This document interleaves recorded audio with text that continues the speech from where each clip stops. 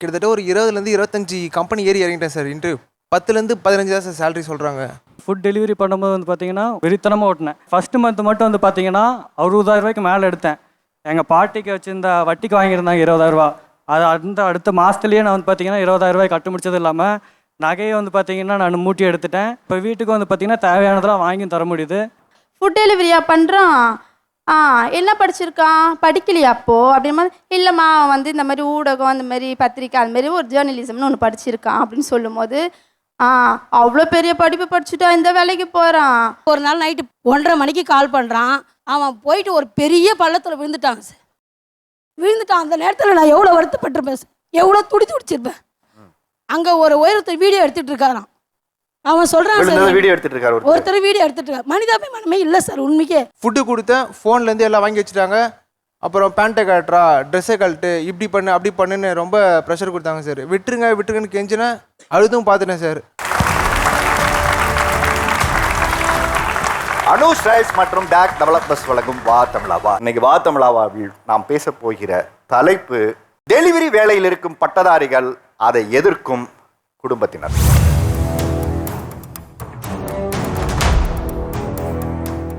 நீங்க எல்லாம் படித்த படிப்பு என்ன, என்ன டெலிவரி பண்ணுறீங்க, என்ன சம்பளம் வாங்குறீங்க? நான் ஜேர்னலிசம் படிச்சிருக்கேன். நான் பார்த்தீங்கன்னா ஃபுட் டெலிவரி வேலை பார்க்குறேன். காலையில் 11 மணிக்கு ஆன் பண்ணிட்டு நைட்டு 3 மணி வரைக்கும் நான் வேலை பார்ப்பேன். ஒரு 1800 சம்பாதிப்பேன் ஒரு நாளைக்கு. வாரம் பார்த்தீங்கன்னா ஒரு 12,000 சம்பாதிக்கலாம். இன்னும் கொஞ்சம் வேகமாக பாருங்க, 14,000 இருக்குது, 16,000 இருக்குது, 17,000 ஒரு வாரத்துக்கு சம்பாதிக்கிறவங்க இருக்கிறாங்க இந்த ஃபுட் டெலிவரி வேலை பார்க்குறத. சொல்லுங்க.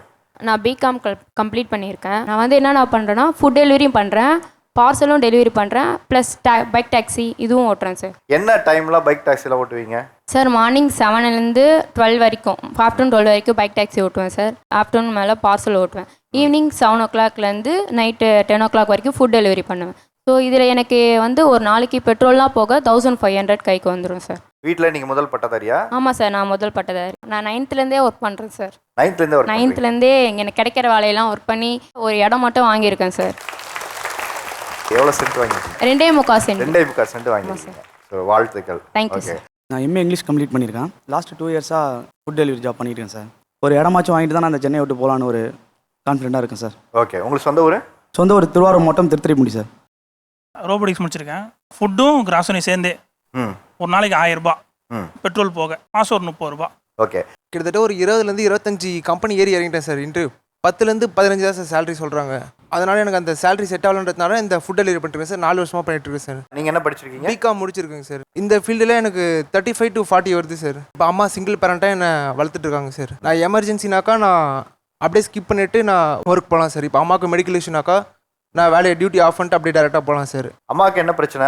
மியூக்கர் மைக்கோசிஸ் இருக்குது, ஐ ப்ராப்ளம் இருக்குது சார், கிட்னி ப்ராப்ளம் இருக்குது, ரெமட்டாய்ட் பர்சன் சார், டயபெட்டிக்ஸ் பேஷண்ட்டு, ஃபுல்லாக ப்ராப்ளமாக தான் சார் இருக்குது அம்மாவுக்கு. ஓகே, இப்போ நீங்கள் இந்த சம்பாதிக்கிறதுல இருந்தால் நீங்கள் அவங்கள பார்த்துக்கிறீங்களா? ஆமாங்க சார்.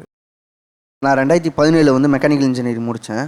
அப்போ வந்து பார்த்தீங்கன்னா கம்பெனி வேலைக்கு போயிட்டு நான் இன்டர்வியூ அட்டன் பண்ணேன். 8000 ரூபாய் தான் அன்றைக்கி சேலரி. அதுக்கப்புறம் வந்து பார்த்தீங்கன்னா கார் டாக்ஸி ஸ்டார்ட் பண்ணிட்டேன், டிரைவிங் போயிட்டேன். அதுக்கப்புறம் 2020க்கு மேலே தான் நான் வந்து கிராசரி டெலிவரிக்கு வந்தேன். அதில் வந்து 2500 ரூபாய் கிட்ட சம்பாதிப்பேன் நான். 1000 ரூபாய் ஃபியூல் போகும், பேலன்ஸ் வந்து நிற்கும் சார். நீங்கள் ஏன் டெலிவரி வேலையை தேர்வு பண்ணீங்க? என்னோட நேட்டிவ் வந்து ஆம்பூர். நான் எம்எஸ்சி மைக்ரோபயாலஜி கம்ப்ளீட் பண்ணேன். 2024 பாஸ்ட் அவுட். ஆனால் என்னோட அப்பா வந்து சலூன் ஷாப், ஹேர் கட் பண்ணுறாங்க. வீட்டில் முதல் பட்டதாரி தான் நான் தான் அது. ஸோ வீட்டில் கஷ்டப்பட்டு 2 டிகிரி படிக்க வச்சுருக்காங்க. எனக்கு பைக் மேலே ரொம்ப ஆசை. ஸோ வீட்டில் கேட்டு பார்த்தேன், வாங்கி தர முடியாதுன்னு சொல்லிட்டாங்க. ஸோ நம்மளே வாங்கலாம் அப்படின்னு சொல்லிட்டு எம்எஸ்சி 2 வருஷம் தானே, அந்த 2 வருஷம் நம்ம கஷ்டப்படலாம் பார்ட் டைமாக பண்ணி அப்படின்னு சொல்லிட்டு வாங்கி ஒரு பைக் ஒன்று எடுத்தேன் சார். 2,80,000 வந்துச்சு அந்த பைக்கு. ஆல்மோஸ்ட் ஒரு 3 லட்சம். 3 லட்சத்துக்கிட்ட வந்துச்சு. ஏ கிரேட் தான் எடுத்தேன் காலேஜில். ஸோ இன்டர்வியூ போகிறப்ப எக்ஸ்பீரியன்ஸ் கேட்குறாங்க. நிறைய இடத்துல ரிஜெக்ட் ஆனேன், நிறைய இடத்துல எக்ஸ்பீரியன்ஸ் கேட்டாங்க. அதுக்கப்புறம் நான் யோசிச்சு பார்த்தேன், நமக்கு இப்படி இருந்தால் இஎம்ஐ இருக்குது, நமக்கு வீட்டுக்கும் காசு தரணும், அதுக்கப்புறம் இங்கே ரூம் ரெண்ட் இருக்குது, சாப்பாடு இருக்குது, இது எல்லாமே மேனேஜ் பண்ணுறதுக்காக நான் டெலிவரி ஜாப் பண்ண ஆரம்பித்தேன். ஸோ மந்த்லி நமக்கு 30K வருது. ஸோ வீட்லேயுமே நான் வேலைக்கு தான் போயிட்டுருக்கேன் அப்படின்னு சொல்லி வீட்டுக்கு தெரியாது யாருக்குமே. யார் வந்திருக்கா? அப்பா வந்திருக்காரா? அப்பா வந்திருக்காரு சார். Civil graduate. நான் ஸ்டார்டிங்கில் நான் போயிட்டு வேலையில் நான் சேரும்போது சேலரி சொல்லவே இல்லை. பக்கத்தில் இருக்கிற ஸ்டாஃப் நான் கேட்டேன், நான் அவர் 8 ரூபாக்குள்ளே வரும் அப்படின்னு அவர் என்கிட்ட சொன்னார் இன்க்ரீஸ் ஆகிறது எப்படி இன்க்ரீஸ் ஆகும் அப்படின்னு கேட்டப்போ அவர் வந்து பார்த்தீங்கன்னா இயருக்கு வந்து பார்த்தீங்கன்னா 1000 rupees அந்த மாதிரி ஏறும் அப்படின்னு அவங்க சொன்னாங்க. ரூபாயிலேருந்து இப்போ 9 ரூபா 10 ரூபா அப்படின்னாக்கா எப்படி நம்ம முன்னேறது, எப்படி இது இந்த அமௌண்ட் வச்சு நம்ம எல்லாமே வாங்க முடியும் அப்படிங்கிற ஒரு தாட் வந்துச்சு. சென்னையில் ஒருத்தர் இருக்கார், அவர் இந்த மாதிரி வந்து பார்த்தீங்கன்னா நான் ஃபுட் டெலிவரி பண்ணுறேன், நீ வந்து இதில் அமௌண்ட் கம்மியாக வருதுன்னா நீ பார்க்காத, நீ என் கூட வந்து சென்னைக்கு வந்துடு. நான் ஈரோடுங்க சார், சென்னைக்கு ஒரு கூப்பிட்டாரு. இப்போ 2 வீலர் ஒன்று எடுத்தேன். அது வந்து பார்த்தீங்கன்னா எங்கள் பாட்டியோட அமௌண்ட்டு, வட்டிக்கு அமௌண்ட் 20,000 வாங்கியிருந்தாங்க. அம்மாவோட நகை வந்து பார்த்தீங்கன்னா 13,000 ரூபாய்க்கு வச்சு ஒரு 33,000 ரூபாய்க்கு வந்து பார்த்தீங்கன்னா ஒரு வண்டி எடுத்துகிட்டு இங்கே வந்தேங்க சார். இங்கே வந்து பார்த்தீங்கன்னா நான் ஃபுட் டெலிவரி பண்ணும்போது வந்து பார்த்தீங்கன்னா வெறித்தனமாக ஓட்டினேன். ஃபஸ்ட்டு மந்த் மட்டும் வந்து பார்த்தீங்கன்னா 60,000 ரூபாய்க்கு மேலே எடுத்தேன். எங்கள் பாட்டிக்கு வச்சுருந்த வட்டிக்கு வாங்கியிருந்தாங்க 20,000 ரூபா. அது அடுத்த மாதத்துலேயே நான் வந்து பார்த்தீங்கன்னா 20,000 ரூபாய் கட்டு முடிச்சது இல்லாமல் நகையை வந்து பார்த்தீங்கன்னா நான் மூட்டி எடுத்துட்டேன். இப்போ வீட்டுக்கு வந்து பார்த்தீங்கன்னா தேவையானதெல்லாம் வாங்கி தர முடியுது. லைஃப் கொஞ்சம் ஜாலியாக தான் போயிட்டுருக்குங்க. எனக்கு தெரிஞ்சு இவ்வளோ நேரம் இவங்க பேசுனதெல்லாம் பார்த்துட்டு எல்லாரும் ஒன்று யோசிச்சிருப்பீங்க. இஷ்டப்பட்ட நேரத்தில் வேலைக்கு போகலாம், இஷ்டப்பட்ட நேரம் சாப்பிட்லாம், ஒரு வண்டி எடுத்துகிட்டு நம்ம ஜாலியாக ஊரை சுற்றலாம், நம்மளோட வேலை நேரத்தை நம்மளே கஸ்டமைஸ் பண்ணிக்கலாம். அதே நேரத்தில் கடன் அடைக்க முடிஞ்சது, பைக் வாங்க முடிஞ்சது, இடம் வாங்கிட்டேன். அதே மாதிரி ஆஃபீஸில் இருக்கிற டென்ஷன் இல்லை, ப்ரெஷர் இல்லை. இது அத்தனையும் பார்க்கும்போது ஏன்டா இன்னி உட்காந்து டிவி பார்த்துட்டு இருக்கோம், நேராக டெலிவரி வேலைக்கு போய் ஜாயின் பண்ணிட்டு வாழ்க்கையை அங்கேருந்து ஃப்ரெஷ்ஷாக ஸ்டார்ட் பண்ணலான்னு யோசிச்சுட்டு இருப்பீங்க. கொஞ்ச நேரம் உட்காருங்க. அவங்க ஃபேமிலி இந்த பக்கம் வந்து உட்காந்துருக்காங்க. அவங்கக்கிட்ட இதனால என்ன பிரச்சனையை அவங்க ஃபேஸ் பண்ணுறாங்க, அவங்களுக்கு இதில் சந்தோஷம் இருக்காங்கிறத கேட்டு தெரிஞ்சுக்கலாம். என்னுடைய பிரதர் வந்து ஜேர்னலிசம் படிச்சிருக்காரு. அதை முடிச்சுட்டு தான் இந்த டெலிவரி வேலைக்கு ஒரு 7 இயர்ஸாக போயிட்டுருக்காரு. ஆனால் இதே நாங்கள் ஒரு ஃபங்க்ஷன் போகும்போதோ இல்லை வேற ஒரு ரிலேட்டிவ்ஸ் எங்கள் வீட்டுக்கு வரும்போதோ கேட்குற கேள்வி என்னவா இருக்குன்னா, ஃபுட் டெலிவரியா பண்ணுறான், என்ன படிச்சிருக்கான், படிக்கலையா அப்போ அப்படின்னு மாதிரி, இல்லைம்மா வந்து இந்த மாதிரி ஊடகம் அந்த மாதிரி பத்திரிக்கை அது மாதிரி ஒரு ஜேர்னலிசம்னு ஒன்று படிச்சிருக்கான் அப்படின்னு சொல்லும்போது, அவ்வளோ பெரிய படிப்பு படிச்சுட்டா இந்த வேலைக்கு போகிறான் அப்படின்னு ஒரு இதுவாக சொல்லுவாங்க சார். அப்போது அந்த நேரத்தில் இந்த வேலை தான் என் பையன் செய்கிறான்னு சொல்கிறதுக்கு வந்து எங்களுக்கு வந்து அது அந்த இடத்துல ஒரு ஷையாக இருக்குது. மற்றவங்க கிட்ட வந்து இந்த வேலை தான் என் பையன் செய்கிறான்ற ஒரு பெருமையாக சொல்ல முடியாத ஒரு சூழ்நிலைக்கு நாங்கள் தள்ளப்படுறோம். நாங்கள் வந்து காலேஜில் தான் படித்தோம். 2 பேருமே காலேஜில் லவ் பண்ணி மேரேஜ் பண்ணிக்கிட்டோம். எங்களுக்கு டைம் ஸ்பெண்ட் பண்ண மாட்டார் சார். மெயினாக ஒரு நல்ல நாள் கிழமையில இருக்கிறது கிடையாது. நினச்ச நேரத்துக்கு இது இப்போ அவர் இருக்கணும் அப்படின்னு நான் நினைக்கிறேன்னா அந்த நேரம் அவர் இருக்க மாட்டார். என் பையனுக்கு ஸ்கூலில் ஒரு பேரண்ட்ஸ் மீட்டிங்னாலும் நான் மட்டும்தான் போகிறேன், அவர் வரமாட்டார். அதனால் எனக்கு இவர் வேலை செய்கிறதே பிடிக்கல சார். எனக்கு மந்த்லி சேலரியாக வாங்கணும், ஒரு கம்பெனியில் ஒர்க் பண்ணணும், அது நல்லா இருக்கும்னு தோணுது சார். அவங்க வந்து மாமியார் வீட்டில், என் மாமியார் வீட்டில் இருக்காங்க. நான் வீக்லி ஒன்ஸ் வந்து நான் வீட்டுக்கு போகிறேன். பசங்க வந்து கேட்கும் தான், டெய்லி நைட்டு கேட்கும், அப்பா எங்கே வர சொல்லுங்கள், இங்கே வர சொல்லுங்கள் அப்படின்னு கேட்பாங்க தான். ஆனால் வேலையை பார்க்கும்போது நம்ம ஃபஸ்ட்டு வேலையை தான் நம்ம வந்து அந்த வேலை செஞ்சால் தான் நம்ம வந்து பிழைக்கவே முடியும் சார். அது என்னன்னா சார், அவங்க வீட்டில் வந்து அவங்க அப்பா அம்மா 2 பேருமே படிக்கலை. எங்கள் வீட்டில் டோட்டலாகவே கவர்மெண்ட் ஜாப் சார். எங்கள் தாத்தா இன்ஸ்பெக்டரு, எங்கள் அப்பா மிலிட்ரி, எங்கள் அம்மா போஸ்ட் ஆஃபீஸில் ஒர்க் பண்ணுறாங்க. நானும் எங்கள் சைடில் எல்லாருமே படித்தவங்க. இவரும் படிச்சிருக்காரு, ஆனால் படித்த வேலைக்கு வேலை செய்யலை. என் பசங்க 2 பேர் விளையாடுறாங்க. விளையாட்டுலேயே என்ன பண்ணுறாங்கன்னா, விளையாடும்போது இங்கே லோடு இறக்கிட்டேன், ஓகே நீ வா, 2 பேர் விளையாடுறாங்க. நம்ம தானே சார் நம்ம பசங்களுக்கு ஒரு உதாரணம், நம்ம தான் எல்லாமே பண்ணணும். என் பையனுக்கு IPS ஆகணும்னு கனவு, என் பொண்ணு டாக்டர் ஆகணும்னு சொல்லுது இந்த வயசில். 2 பேருமே இப்படி சொல்லிட்டு இருக்காங்க. இன்றைக்கி நம்ம ஒரு நாளைக்கு இந்த காசு வந்தால் போதும் இந்த வேலையை எடுத்து செய்யும்போது அப்போ அவனும் என்ன தோணுவான், வெளி இடத்துல என்னால் எதுவுமே சொல்ல முடியல சார். இவரை ஒரு ஆளாக்கி பார்க்கணும், இவரை ஒரு ஆளாக தெரியணும். அது அவங்க அப்பா அம்மாவுக்கும் பெருமை, எங்கள் அப்பா அம்மாவுக்கும் பெருமை, என் பிள்ளைங்களுக்கு எனக்கு எல்லாருக்குமே பெருமையாக கொடுக்கணும். இந்த வேலையை எனக்கு கொடுக்கல சார். டெலிவரி வேலை செய்கிறது வந்து எங்கள் தாய் மாமா தான் செய்கிறாங்க. எனக்கு தெரிஞ்சு ஒரு 6 இயர்ஸாக செஞ்சுட்டு தான் இருக்காங்க. ரோபோட்டிக்ஸ் படித்த தாய் மாமா. ஆமாம். இந்த டெலிவரி வேலை பார்த்து அவருக்கு என்ன ஆயிடுச்சுன்னா 6 இயர்ஸாக அவருக்கு பைல்ஸ் வந்துருச்சு. இப்போ அவங்களால ஒர்க் போக முடியாமல் நிறைய ஸ்ட்ரகிள்ஸு நிறைய ப்ராப்ளமாக அவங்க ஃபேஸ் பண்ணிட்டு இருக்காங்க சார். 40,000 பார்த்த இடத்துல வேறு வேலைக்கு போய் 15,000 பார்க்க முடியல அவங்களால. இப்போ அந்த ஹெல்த் இஷ்யூஸ்னால அவங்க ட்ரீட்மெண்ட் எடுத்துட்டு மறுபடியும் அந்த வேலைக்கு போகணும் தான் இருக்காங்க. டெலிவரி வேலைக்கு போகிறது ஏன் உங்களுக்கு பிடிக்கல? 6 மணிக்கு டியூட்டி ஆன் பண்ணுறான், மறுநாள் காலையில் 4 மணி வரைக்கும் செய்கிறாங்க சார். டார்கெட்டுன்னு ஒன்று கொடுப்பாங்க சார். அந்த டார்கெட் வந்து 96 ஆர்டர் பார்க்கணும் சார். பார்த்தீங்கன்னாக்கா 1200 பெட்ரோல் இன்சென்டிவ்னு ஒன்று கொடுப்பாங்க சார். அதை கொடுக்குற வரைக்கும் பார்த்தீங்கன்னாக்கா அவன் ஓடிக்கிட்டே இருப்பாங்க சார். இல்லை, அவர் உங்கள் ஹெல்த்துக்காக தானே அவர் ஓடுறாரு. கரெக்டு தான் சார், என் ஹெல்த்துக்கு தான் போகிறான். ஆனால் அவன் ரொம்ப முக்கியம் இல்லை சார். சார் ஒரு நாள் நைட்டு 1:30 மணிக்கு கால் பண்ணுறான். அவன் போயிட்டு ஒரு பெரிய பள்ளத்தில் விழுந்துட்டாங்க சார். விழுந்துட்டான். அந்த நேரத்தில் நான் எவ்வளோ வருத்தப்பட்டிருப்பேன் சார், எவ்வளோ துடிச்சிருப்பேன். பைக்கோடு போய் விழுந்துட்டாங்க சார். ஹெல்ப்னு கூப்பிட்றான், யாருமே ஹெல்ப்புக்கு வரல சார். அங்கே ஒரு உயரத்தை வீடியோ எடுத்துகிட்டு இருக்காராம். அவன் சொல்கிறான் சார், வீடியோ எடுத்துட்டு இருக்காரு ஒருத்தர் வீடியோ எடுத்துட்டு இருக்காரு. மனிதாபிமானமே இல்லை சார் உண்மைக்கே. அவன் அப்படி கண்ணில் டார்ச் அடித்து பார்க்குறானா, அந்த சென்ட்ரிங் கம்பியிலுக்கெல்லாம் சார் நெடுக்கருக்கு தான் அப்படியே கண்ணுக்கு முன்னாடி சார். Just miss sir. கண்ணு பையன் தான் என்னங்க சார் பண்ண முடியும்? அவன் சொல்கிறான், இல்லை சார் என்னை பார்த்துக்கிறேன்னு சொல்கிறான். சார் தயவுசெய்து நைட்டு வேலைக்கு எந்த வேலைக்கு கூட போ, நீ ஏதாவது ஒரு வேலைக்கு போ, ஆனால் தயவுசெய்து டெலிவரி வேணாம் சார். அன்றைக்கி அம்மா ஹாஸ்பிட்டலுக்கு கூட்டின்னு போகிறேன், எம்ஆர்ஐ ஸ்கேன் எடுக்கணுன்றாங்க, ஒரு 10,000 ரூபாய் கேட்குறாங்க சார். அந்த நேரத்தில் எனக்கு ஒரு மண்டே சேலரி கிரெடிட் ஆகுது, ஸ்கேனுக்கு அப்படியே அமௌண்ட்டு 10,000 ரூபாய் ஜிபே பண்ணுறேன் சார். நான் சுகர் வந்து மிஷினே காட்டல சார். அதுக்கு முன்னாடி 700 இருந்துச்சு, இப்போ ஹைன்னு காட்டுது சார். எந்த ஒரு நம்பருமே காட்டல சார். அதுக்கப்புறம் அட்மிட் பண்ணி ரெக்கவர் பண்ணி கூட்டின்னு வந்ததுக்கப்புறம் திரும்ப இதுதான் ஃபீல்டு அப்படின்னு முடிவு பண்ணிட்டேன் சார். வேறு வழி இல்லை சார். வேலைக்கு போக வேணாம்னு அவங்க சொல்லலை, நீங்கள் நல்லா உழைங்க, சம்பாதிங்க, என்னை காப்பாற்றுங்கன்னு தான் சொல்கிறாங்க. ஏன் இந்த வேலை அப்படிங்கிறது ஒன்று இருக்குல்ல? சென்னையில் குடும்பம் பண்ணனாலே 10,000 ரூபாய் வாடகை கொடுக்கணும் சார். அப்புறம் கரண்ட்டு பில்லு, அப்புறம் ஃபுட்டு எக்ஸ்பென்சஸ் ஒரு 10,000 ரூபாய், அப்புறம் லோன் அது இதுன்னு அது ஒரு 12,000 ரூபாய் 15,000 ரூபாய் போயிடுது சார். இது இல்லாமல் மெடிக்கல் எக்ஸ்பென்ஸும் பார்க்கணும் சார். தங்கச்சி வேறு படிச்சுட்டு இருக்காங்க சார். அவங்களுக்கு எதனா காலேஜ் ஃபீஸு, எக்ஸாம் ஃபீஸ் எதனா கட்டணும்னா அதுக்கும் நான் தான் பண்ணி ஆகணும். அப்படி இருக்கும்போது நான் மாத சம்பளத்துக்கு போக முடியல சார். அதனால் 2 வருஷமாக ஹாஸ்பிட்டல் தான் சார் கூட்டிகிட்டு போயிட்டு வரேன். எந்த கம்பெனியில் சார் லீவ் தருவாங்க 2 வருஷமா? 100க்கு 100 அவன் சொல்கிறது உண்மை சார். சார் அவன் ஃபஸ்ட்டு இந்த ஃபுட் டெலிவரி பண்ணுறப்ப திருவண்ணாமலையில் நடந்த சம்பவத்தை கேளுங்க சார் அவங்ககிட்ட. அன்றைக்கி தான் சார் ஃபஸ்ட்டு டெலிவரியே நான் ஸ்டார்ட் பண்ணேன். நான் கரெக்டாக ஒரு 1:30 மணிக்கு உள்ளே போனோடனே ஒன்றுமே புரியல சார். ஃபுல்லாக இருட்டாக இருக்குது. எங்கே வரட்டும் சார், எங்கே வரட்டும்னு கேட்குறேன். அங்கே ஒரு மோல் அடிக்கிற சத்தம் கேட்குதாடா, அங்கே வாடா அப்படின்னு சொன்னாங்க சார். எங்கேயோ டெத்து இருக்குன்ட்டு நானும் டேரெக்டாக போயிட்டே இருந்தேன் சார். போயிட்டே இருக்கும்போது பார்த்தீங்கன்னாக்கா, நான் தான்ப்பா தம்பி ஃபோனில் டார்ச் அடிக்கிறேன் பேர். நாங்கள் இறங்கினேன், ஃபுட்டு கொடுத்தேன், ஃபோன்லேருந்து எல்லாம் வாங்கி வச்சுட்டாங்க. அப்புறம் பேண்ட்டை கட்டுறா, ட்ரெஸ்ஸை கழட்டு, இப்படி பண்ணு அப்படி பண்ணுன்னு ரொம்ப ப்ரெஷர் கொடுத்தாங்க சார். விட்டுருங்கன்னு கெஞ்சினேன், அழுதும் பார்த்துட்டேன் சார். ஒரு கட்டத்து மேலே அவங்க பேட் வேர்ட்ஸ் யூஸ் பண்ணாங்க சார். அம்மா பற்றி தப்பாக பேசினோன்னே கோவமாக நான் என்ன பண்ணுறதுனே தெரியாமல் பக்கத்தில் கல் இருந்துச்சு சார், எடுத்து காதில் அடிச்சுட்டு வந்துட்டேன் சார். அதுக்கப்புறம் ஹோட்டல் வேலைக்கு போனேன் சார், எல்லாம் எடுக்கிற வேலைக்கு. அங்கே ஒரு 300 ரூபா கொடுத்தாங்க சார்.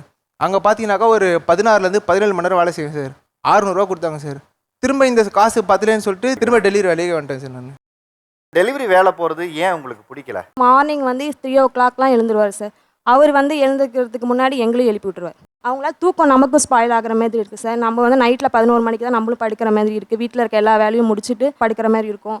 ஸோ பிள்ளைங்களையும் நம்ம பார்த்துக்கணும். வீட்டில் வந்து யாரும் கிடையாது. நிறைய வேலை சொல்லியிருக்கேன் சார், நீங்கள் பிபிஏ முடிச்சிருக்கீங்க, அதுக்கு சம்மந்தமாக எதாவது பண்ணுங்கள். இல்லை அவங்களுக்கு வந்து என்னென்னா இன்டர்வியூ அட்டன் பண்ணுறதுல கொஞ்சம் இது சார். ஏன்னா தமிழ் மீடியம் படிச்சிருக்காங்கன்றதுனால அது கொஞ்சம் ஃபேஸ் பண்ணுறது கொஞ்சம் தயக்கமா என்ன எதுன்னு அது தெரியல. நான் சொல்லுங்கள் போய் ட்ரை பண்ணி பாருங்கள். கிடைச்சிதுன்னா அது போங்க, கிடைக்கலன்னா அதை நீங்கள் விட்டுட்டு கூட நீங்கள் ட்ரை பண்ணுங்கள். இல்லை பார்ட் டைமாக கூட நீங்கள் சூஸ் பண்ணி பண்ணுங்கள். ஏன் ஃபுல் டைமாக இதை பண்ணுறீங்க அப்படின்னு நிறைய வாட்டி நான் கேட்டிருக்கேன். நீங்கள் படித்த படிப்புக்கு வேலைக்கு போகலான்னு சொல்கிறாங்களே, ஏன் போக மாட்டேங்கிறீங்க? பிபிஏ முடிச்சிருக்கேன். நான் நிறைய இடத்துல இன்டர்வியூ அட்டன் பண்ணேன் சார். 10,000 வரைக்கும் தான் மேக்ஸிமம் சேலரி. அந்த சேலரி வச்சு என்னால் ஃபேமிலி எதுவும் ரன் பண்ண முடியாது. இல்லை, சேலரி பத்தாதுங்கிறது முக்கியமான காரணமா, இன்டர்வியூ அட்டன் பண்ணுறதுல இருக்க தயக்கமா? அந்த தயக்கங்கள்லாம் வந்து இருந்து போயிடுச்சு சார். அதுக்கப்புறம் வந்து ஆமாம், அதுக்கப்புறம் அட்டன் பண்ணியுமே எனக்கு சேலரி வந்து சரியாக அதிகமாக இல்லாத ஒரு காரணத்தினால மட்டும்தான் இந்த வேலையை நான் வந்து சூஸ் பண்ணி இப்படியே போயிட்டுருக்கேன். எந்த டைம்னாலும் எப்போனாலும் போகலாம், ஃப்ளெக்சிபிள் டைமில் ஒர்க் பண்ணலாம், ஃப்ளெக்சிபிள் டைமில் வீட்டில் இருக்கலாம், எங்கேனாலும் ஊருக்கு போகலாம், இல்லை பசங்களை பார்க்குறதுக்கு ரிலேஷன் எந்த பிரச்சனையும் இல்லாமல் இப்போ தான் கரெக்டாக இருக்கேன். நான் உங்களை ஒரு இன்டர்வியூ பண்ணுறேன். நான் தான் உங்களுடைய ஹெச்ஆர். ஓகே, உங்கள் பேர்? Rajkumar. Rajkumar, tell me about your self. எனக்கு இதுதான் கொஞ்சம் கஷ்டமாக இருக்குது. இந்த என்னுடைய பயோடேட்டா சொன்னதுக்கப்புறம் எக்ஸ்ட்ரா கொஸ்டின் கேட்கும்போது எனக்கு கொஞ்சம் கஷ்டம். அதெல்லாம் அப்புறமா பார்த்துக்கலாம், முதல்ல பயோடேட்டா சொல்லுங்கள். My name Rajkumar. I am coming from Salem. எனக்கு என்ன சொல்றது தயக்கமே அந்த ஒரு தயக்கம் தான். வேற யார் சொல்லுங்க? Sir, my name is M Deenadayalan. I have completed a BCom graduate at the year of 2023 and I am searching for a job to make me a successful position in the job.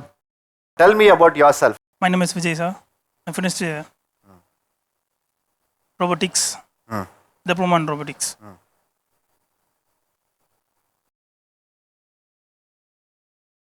Robotics படிச்சுட்டு ஏன் delivery வேலையை நீங்கள் தேர்வு பண்ணிட்டு இருக்கீங்க? ஊரில் வந்து அப்பா இறந்துட்டாங்க. இறந்ததுக்கப்புறம் அக்கா தான் படிக்க வச்சாங்க இங்கே கூப்பிட்டு வந்து. இப்போ அது ஃபீஸ் கட்டி தான் படிக்க வச்சாங்க. அதுவே நம்மளால பண்ண முடியல ரோபோட்டிக்ஸ் முடிச்சுட்டு. இப்போ அதை முடிச்சு நம்ம கோர்ஸ் பண்ண வேண்டியதாக இருக்குது. வேலைக்கு போகும்போது கோர்ஸ் எதனா பண்ணியிருக்கீங்களா ப்ரோக்ராமிங் சம்மந்தமான அவங்க கேட்குறாங்க. கோர்ஸே வந்து 1 லட்ச ரூபா கட்ட வேண்டியது இருந்தது, நம்மளால் கட்ட முடியல. திருப்பி என்ன பண்ணோம், ஒரு கம்பெனிக்கு வந்து ப்ரொடக்ஷனுக்கு வேலைக்கு போயிட்டேன். வட சென்னைக்கு வேலைக்கு போனால் அங்கே நமக்கு செட் ஆகலை. நம்ம படித்தது ஒன்று, அங்கே இருக்கிறது ஒன்று. அதனால் வந்து வேலை நம்மளால் செய்ய முடியல ப்ரொடக்ஷனில். ஒரு நீம் ஸ்கீம்னு சொல்லிட்டு ஒன்று கொண்டு வந்துட்டாங்க சென்ட்ரல் கவர்மெண்ட்லேருந்து. வச்சிக்கலாம், பர்மனெண்ட் பண்ணலாம், பண்ணாமல் இருக்கலான்ற மாதிரி கொண்டு வந்துட்டாங்க. அவங்க அதை வச்சுட்டு பர்மனெண்ட் பண்ணலை. எங்களை பர்மனெண்ட் பண்ண முடியலன்றதால திருப்பி வெளில வந்து அதுக்கப்புறமா இந்த வேலைக்கு வந்துட்டேன். வேற யாரு? எம்ஏ இங்கிலீஷ் யாரோ ஒருத்தர் படிச்சிருந்தீங்களா? யாருப்பா? கொடுங்க அவர்கிட்ட mic. Sir, my name is Sheikh Daud. I am coming from Tirutiraipalli. I completed MA in English in 2021. I would like to apply job in your company. I will do my work sincerely. Master degree யாரோ படிச்சிருக்கீங்களா இங்கே? மேலே அவர் கொடுங்க. My name is Ajay. I am from Ambur. My father name is Shankar.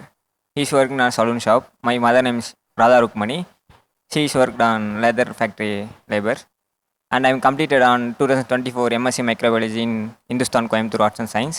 And then I applied the job with QC Microbiology, this position. And I have completed 3 internship certificate. And my final project is plant extract to floral dye coloration. So that's all, sir. இவங்க எல்லாருமே படிச்சிருக்காங்க. நீங்கள் கேட்டீங்க about your செல்ஃப்னு சொல்லிட்டு. அங்கே யாருக்குமே வந்து ஃப்ளூயண்ட்டாக English தெரியல. அப்போ அவங்க வந்து டிகிரி தான் கையில் இருக்கே தவிர அவங்க ஸ்கில்லை இன்னும் டெவலப்மெண்ட் பண்ணாமல் இருக்காங்க. அதெல்லாம் பண்ணாலே இதில் ஏர்ன் பண்ணுறதை விட அதிகமாக சம்பாதிக்கலாம். அவங்க ஒருத்தர் சொன்னார், என்ன சொன்னார்னா, சார் இந்த மாதிரி நான் ஒரு ஆஃபீஸ் ஒர்க்குன்னு போனால் ஒரு லீவுக்கு நான் போய் பர்மிஷனுக்கு வந்து போய் சொல்லணும், இல்லைன்னா சார்ன்னு கேட்கணும், அப்படி அந்த ஒரு இது வந்து இந்த இதில் இல்லைன்னு சொன்னார். ஆனால் இவங்க என்ன பண்ணுறாங்க, அந்த ஒர்க்கில் போகும்போது ஒரு கஸ்டமருக்கு எடுத்துகிட்டு போய் ஃபுட்டு கொடுக்கும்போது அவன் கேவலமாக திட்டுறான். ஆனால் அதை சகிச்சிக்க முடியுது அவங்களால. ஆனால் ஒரு ஜாப்னு போயிட்டு அவங்களுக்கு பர்மிஷன் தானே கேட்குறாங்க. அதை விட இது எவ்வளோ பெட்டர் இல்லையா? அப்போ அது ஏன் உங்களுக்கு பொறுமை இல்லை? அப்போ பொறுமையாக இருங்க, படிச்சுட்டீங்க, உங்கள் ஸ்கில்லை டெவலப்மெண்ட் பண்ணுங்கள், அதுக்கப்புறம் சம்பாதிங்க. வெளியே சொல்கிறதுக்கும் பெருமையாக இருக்கும், என் பையன் இதை படித்தான் அதே தொழிலை செய்கிறான், நான் கஷ்டப்பட்டது வீண் போலன்ட்டு பெற்றோருக்கு வந்து ஒரு சந்தோஷம் இருக்கும் சார். அதில் சார் இங்கே நிறைய பேர் தெரிஞ்சுக்க வேண்டிய விஷயம் என்னென்னா, இங்கே இருக்கிற மோஸ்ட் ஆஃப் தி டிகிரிஸ் வந்து சில பேர் லைக் பண்ணி படிச்சிருப்பாங்க, சில பேர் பேரண்ட்ஸ் சொல்லி படிச்சிருப்பாங்க, சில பேர் ஃப்ரெண்ட்ஸ் சொல்லி படிச்சிருப்பாங்க, சில பேர் ரிலேட்டிவ் சொல்லி படிச்சிருப்பாங்க. அந்த ஒரு விதத்தை நான் ஒரு பாதிப்பை அடைஞ்சிருக்கேன் சார். எனக்கு ஸ்போர்ட்ஸ் இன்ட்ரெஸ்டர், ஆனால் அந்த காலேஜில் சேரணும்னு ஒரு பிடிக்கும். ஏன்னா அந்த காலேஜில் ஸ்போர்ட்ஸ் நல்லா டெவலப்பாக இருக்குது, ஸோ அந்த காலேஜ் சேரணும்னு சொல்லிட்டு அப்போ நான் வந்து ஸ்போர்ட்ஸ் சர்டிஃபிகேட் வச்சு ஸோ காலேஜில் போய் கேட்டதுக்கு இந்த கோர்ஸ் கிடைக்காது, நீங்கள் ஆர்ட்ஸில் ஏதாச்சும் எடுத்துங்க அப்படின்ட்டாங்க, சயின்ஸ் கிடைக்காது உங்களுக்கு. அப்புறம் அப்பாவுக்கு வந்து பெரியப்பா பையன் சஜஷன் பண்ணாங்க, நீங்கள் மைக்ரோபயாலஜி எடுங்க, நானே அதான் எடுத்திருக்கேன், ஈஸியான கோர்ஸ், நல்லா சொல்லி தருவாங்க அப்படி சொல்லிட்டு அப்பா கிட்ட சஜஷன் பண்ணி இந்த மைக்ரோபயாலஜி எடுத்து கொடுத்தாங்க சார். ஃபஸ்ட் இயரில் மட்டுமே 22 அரியர் சார். ஸோ எனக்கு புரியலை, எல்லாமே டேர்ம்ஸ் எல்லாம் புதுசாக இருந்துச்சு அதில். ஸோ அதை நான் கற்றுக்கிட்டு மேலே கொரோனா வந்துடுச்சு. அப்புறம் ஃபைனல் இயர் வந்து கடைசி சேம் தான் நான் போனேன். ஸோ எப்படியோ காலேஜ் முடிச்சிட்டோம்டா அப்படின்னு சொல்லிட்டு அரியரை கிளியர் பண்ணி முடிச்சுட்டு வந்தேன் சார். ஆனால் எனக்கு அரியரை கிளியர் பண்ணிட்டீங்க? அரியரை கிளியர் பண்ணிட்டேன் சார். எனக்கு பிடிச்சி நான் படிச்சிருந்தேன்னா நீங்கள் உட்கார்ந்த மாட்டேன், உண்மையாக சொல்கிறேன் சார். ஸோ இதே நான் ஃபோட்டோகிராஃபி படிச்சிருந்தேன்னா நான் அங்கே கேமரா பிடிச்சிட்டு வந்திருப்பேன் சார். நிறைய பேரோட கனவை வந்து பேரண்ட்ஸ் நீங்கள் தான் கில் பண்ணுறீங்கிறாரு. ஒரு வருஷத்தில் 2 மணி நேரம் முழுமையாக ஒரு அப்பாவோட தனிமையில் உட்காந்து தான் மனசில் இருக்கிறத பகிர்ந்துக்கணும். அப்படி பகிர்ந்துக்க வேண்டிய நேரங்கள் கொடுத்துருந்தாருன்னா நான் கண்டிப்பாக அவரை உணர்ந்திருப்பேன். நான் எங்கள் மனைவி கிட்ட பேசுகிறது எந்த அளவுக்கு இல்லைன்னா, அடுப்பங்கரையிலேருந்து துணி துவைக்கிற இடத்துல இருந்து பாத்ரூம் வரைக்கும் மனைவி தாய்கிட்ட வந்து பிள்ளைங்கள் உணர்வுபூர்வமாக இருக்கிறாங்க. ஆனால் என்னோட இல்லாததுனால அவங்க வந்து தாய் வந்து எப்படி மகனை பற்றி சொல்லிடுறது அப்படின்னு அவங்களுக்குள்ள அச்சப்பட்டுன்னு எங்கிட்ட சொல்லாமல் இருந்ததுனால சமூகத்தில் ஒரு சிலர் சொல்கிறதெல்லாம் வச்சு பார்த்து நான் வந்து இந்த படிக்க வச்சா தம்பி நல்லா இருப்பான் ஃபியூச்சரில் அப்படின்னு அவங்கக்கிட்ட தனிப்பட்ட முறையில் நான் எக்ஸ்பிளைன் பண்ணோன்னே, சரி கணவருக்கு எப்படி நம்ம அப்ஜெக்ஷன் சொல்லிடுறது அப்படின்னு அவங்களும் வந்து எனக்காக கோஆப்ரேட் பண்ணிடுறாங்க. பிஎஸ்சி மைக்ரோபயாலஜி படித்தவர் எம்எஸ்சி மைக்ரோபயாலஜி போனால் தான் நெக்ஸ்ட்டு பிஹெச்டி பண்ண முடியும் அப்படின்ற ஒரு தாட்லேயே நான் மெயின்டு ஃபிக்ஸ் பண்ணிக்கிறேன் சார். எனக்கு இதை சொல்லுங்கள், உங்கள் பையனை என்ன ஆகணும்னு ஆசைப்பட்டீங்க? பிஹெச்டி முடித்து பச்சைங்கில என் மகன் கையெழுத்து போடணும் அப்படின்ற ஒரு ஆர்வம் ஆசை என் மனசில் அதிகமாகிடுச்சு சார். நீங்கள் படிக்க வேண்டிய படிப்புக்காக நீங்கள் ஏன் அவர்கிட்ட ஒரு கேன்வாஸ் பண்ணிருக்கூடாது, உட்காந்து மனசு விட்டு பேசிருக்கூடாது? பேச வேண்டிய டைமில் அவராக இருக்க மாட்டார் சார். புரியும் நினைக்கிறேன் சார் உங்களுக்கு. வாழ்க்கையில் இரவு பகல் ரெண்டுமே இருக்குப்பா, நீ ஏன் இரவு மட்டுமே சூஸ் பண்ணுற அப்பாட்ட பேசுறதுக்கு? நீங்கள் சொல்கிறீங்களா சார் இரவு நேரத்தில் சொல்லணும் பகல் நேரத்தில் சொல்லிக்கலாம்னு சொல்லிட்டு. ஒரு கம்பெனி பிளேஸ் ஆகிட்டு நான் ஆஃபர் லெட்டர் எடுத்துகிட்டு போகிறேன் சார். நேராக வீட்டுக்கு தான் சார் நான் போனேன், ரூமுக்கு கூட போகல. நேராக வீட்டுக்கு போனால் 200 கிலோமீட்டர் சார். பைக்கில் போயிட்டு வீட்டில் எதுவுமே கொடுக்குறேன். அப்பா அன்னைக்கு இரவில் எப்படி இருப்பாரோ அப்படி தான் சார் இருப்பார். ஸோ கொடுத்தேன். அவர் 10th படிச்சிருக்காரு சார், இங்கிலீஷ் படிப்பார். தமிழுமே நல்லா தான் படிப்பார். ஆஃபர் லெட்டர் இங்கிலீஷில் தான் இருக்குது. எவ்வளோ சேலரி எல்லாமே போட்டிருக்கு, என்ன கம்ப்ளைண்ட், என்ன ரோலு எல்லாமே போட்டிருக்கு. அப்போ ஒரு அப்பாவாக அந்த என்ன சார் அந்த ஒரு நேரத்தில் என்ன எக்ஸ்போஸ் பண்ணுவாங்க ஒரு பையன்கிட்ட, சரிப்பா சூப்பர்ப்பா நல்லா பண்ணியிருக்கப்பா எவ்வளோ சேலரி எல்லாம். அது நான் மறுநாள் கழிச்சு தான் என்கிட்ட கேட்குறாரு சார். நான் ஆசைப்பட்டு வீடியோ எடுத்தேன் சார். சரி அப்பா வந்து ஏதாச்சும் எக்ஸைட்மெண்ட் ஆவார், பையன் ரொம்ப நாள் ட்ரை பண்ணி கிடச்சிருக்கு. சரி அவங்க படிக்க வச்சாங்க சார். சரி நான் நினச்சதை என்னால் பண்ண முடியல. சரி அவர் நிறைய பேர்கிட்ட கேட்டிருக்காரு, வேலை வேணும் என் பையனுக்கு. எல்லாருக்கிட்ட கேட்பேன் சார். எனக்கே கஷ்டமாக இருக்கும் சார், என் பையனுக்கு வேலை எங்கேயாச்சும் கிடைக்குமா, கேளுங்கன்னு சொல்லும்போது எனக்கு கஷ்டமாக இருக்கும். அப்போ நான் யோசிப்பேன் சார், என்னோட ஆசையை விட அவங்களோட ஆசையை நம்ம நிறைவேற்றிட்டு போயிடலாம் அப்படின்னு யோசிக்கிறேன் சார். வேலைக்கு போய் சேர்ந்தேன். அங்கேயுமே ப்ரெஷர் கொடுக்க போய் தான் சார் இப்போ நான் டெலிவரி வேலை பண்ணிகிட்டு இருக்கேன். ஆனால் இப்போ வரையுமே அவங்களுக்கு என்ன பிடிச்சிருக்குன்னு பசங்கிட்ட யாரும் கேட்டதில்லை சார். ஒவ்வொரு நாளும் இங்கே நான் சென்னையில் இருக்கும்போது டெலிவரி பண்ணிகிட்டு இருக்கும்போது ஃபோன் பண்ணுவார், சாப்பிட்டியாப்பா என்னன்னு கேட்பார். அந்த நேரத்துக்கு நான் சாப்பிட்ருக்க மாட்டேன் சார். அது அவங்களுக்கு புரியுதா இல்லையான்னு தெரியல சார். ஒரு வேளை சாப்பிட்டா 30 ரூபா சாப்பாடு சார், இல்லை 20 ரூபா சாப்பாடு சார். வடபழனியில் அந்த குஷ்கா ஒன்று இருக்கும் சார், அது சாப்பிட யோசிப்பேன் சார் நான். அன்னைக்கு நிலைமையில் நான் தவிர்க்க முடியாத சூழ்நிலை இருந்திருக்கலாம். அவர் கொடுக்கும்போது வாங்கியிருப்பேன், நான் கேட்காம கூட இருந்திருக்கலாம். அதுக்கு மன்னிப்பு கேட்டுக்கிறேன். என் பையனாக இருந்தாலும் சரி, என்னை பெற்ற தவிப்புனா இருந்தாலும் சரி, நான் செஞ்சால் தவறு தான். நான் மன்னிப்பு கேட்டுக்கிறேன். இதுக்கு மேலே பிள்ளையினுடைய ஆர்வத்துக்கோசரம் பிள்ளையினுடைய உணர்வை புரிஞ்சு கண்டிப்பாக நடந்துக்கிறேன் சார். நன்றி சார்.